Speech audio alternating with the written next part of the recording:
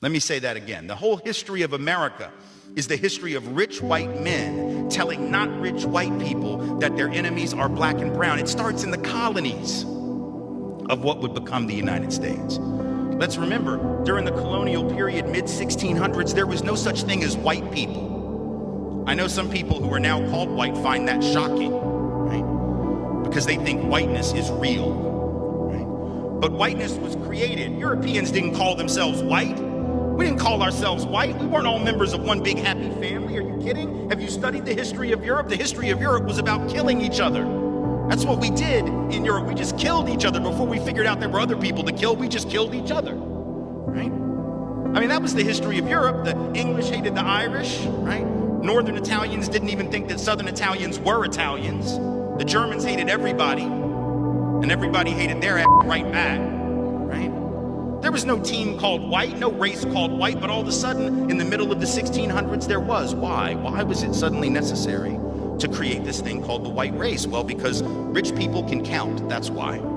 And so rich folks looked around, the ones that owned all the land, you know, in the colonies, the colonial elite looked around and they realized something, that they were heavily outnumbered by African enslaved folks, by European indentured servants who were just one level above a slave, or other Europeans who weren't technically indentured servants, but they were still peasants, didn't have any money, didn't have any land, and they could do the math. They added it up and they were like, damn, we got to figure out a way to split these folks apart from one another or they're going to rise up and take our stuff, right? Because after a while, these black folks who were enslaved Africans and these quote unquote white folks who were poor Europeans are going to figure out they're all getting played by these rich people, right? So ultimately the rich figure out they got to come up with some way to get somebody in that group on their team. The easiest thing is to get the poor Europeans, right? Because at least they look like you. They sort of share some of the customs and the culture. So they all of a sudden create this thing called whiteness and they say, now you're part of the club.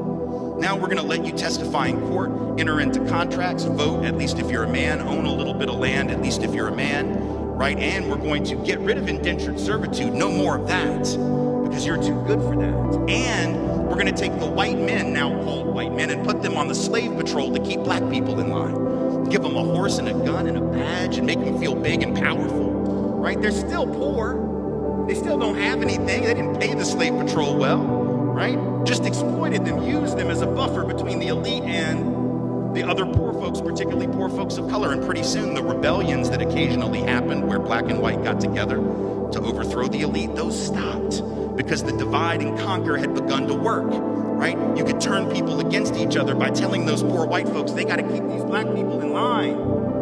And so that divide and conquer gets initiated in the colonies, rich white men telling not rich white people that their enemies are black and brown.